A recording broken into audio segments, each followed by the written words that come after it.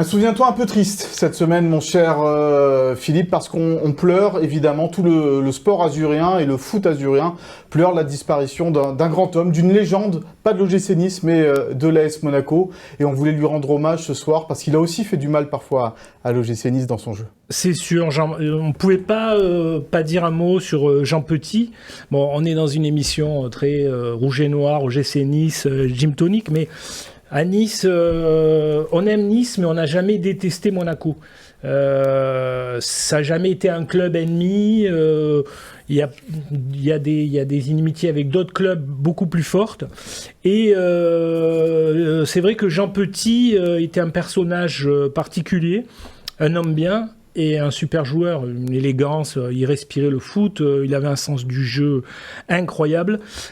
Il a croisé souvent le gym avec l'ASM. Je voudrais rappeler deux matchs particuliers en 75-76. L'entraîneur de Nice, qui s'appelait Vlatko Markovic, avait dit avant le match Petit c'est bien, mais nous on a Guillou. Et puis au Nice, j'en voudrais pas, même pour lasser les chaussures de mes joueurs. Delionis, qui est le meilleur buteur de l'histoire de l'AS Monaco. Delionis, argentin, un génie. Il avait bien fait de dire ça. Le lendemain, Petit passe décisive. Au Nice avait marqué 4 buts. Il était venu jouer du violon devant. Il avait fait comme s'il jouait du violon devant Markovic. Et c'est un souvenir impérissable. Monaco avait battu Nice 4-1 au Louis II. Nice s'était vengé au retour en gagnant 4-1 aussi. Et il y a également le souvenir d'une demi-finale retour de Coupe de France en 1978, l'année du titre de Monaco. Monaco qui cette année-là a remonté de D2 et avait gagné le championnat. Une équipe sublime avec une charnière, avec Ettori dans la cage, une charnière centrale Gardon-Courbis. Au milieu, Jeannot Petit, Moisan et devant d'Alger qui était un super joueur avec Onis. Bon, une très belle équipe de Monaco. Et en demi-finale de coupe, Nice gagne 1-0 à l'aller. Et au match retour, Monaco mène 1-0. Il reste pas beaucoup de temps à jouer. Et Biekovic, lancé par Huck, part limite hors jeu. Enfin, pour Nice, il part limite hors jeu. Mais pour Jean Petit. Pour Jean Petit, il part hors jeu. Et pour tout Monaco. Et en fait, cette blague avec Jeannot, souvent, on se branchait avec ce match et avec ce but. Il m'a toujours dit, Nice nous a privés d'un doublé à cause d'un but hors jeu de Biekovic. Et c'était quelqu'un de chambreur, de drôle, de simple. Comme je l'avais écrit, c'était quelqu'un c'était un géant, Jeannot, et qui était toujours à hauteur d'homme, quoi, qui parlait.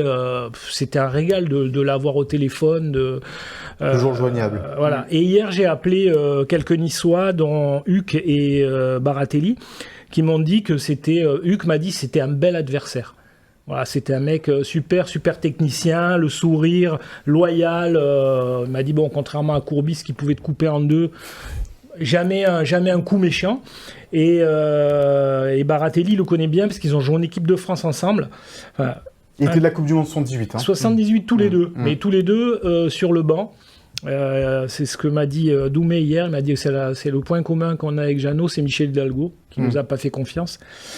Et il me disait aussi qu'il était chambreur. Baratelli, quand il part de Nice, il signe au PSG.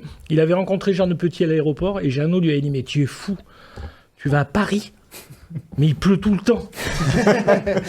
et donc, voilà. Et il y a 3 semaines, les anciens Niçois ont été réunis par Francis Camerini, qui a un restaurant à Monaco qui s'appelle la Tavernata. Il a réuni tous les anciens Niçois des années 70 et il avait invité Alfred Vitalis dit le Marquis, qui était défenseur à cette époque, et Jeannot Petit. Et Jeannot, par exemple, Baratelli est plus vu Petit depuis 20 ans, je crois. Et Jeannot est venu, il a mangé avec tous les Niçois il y a 3 semaines. Et puis voilà, il nous a quittés. Donc c'était, comme dit Huck, un bel adversaire. Ça a jamais été un ennemi du gym. C'était un ami de tout le monde et on ne pouvait pas finir Gym Tonic sans dire au revoir à ce monsieur qui était un grand joueur et un homme bien. Et on adresse bien sûr toutes nos pensées aux proches de Jean Petit, à tous les supporters de l'AS Monaco et évidemment aussi au club de l'AS Monaco. Un hommage lui sera rendu face à l'Olympique de Marseille, le match suivant face au Havre du côté du stade de Louis II. Voilà pour ce magnifique « Souviens-toi » encore une fois de la part de Philippe.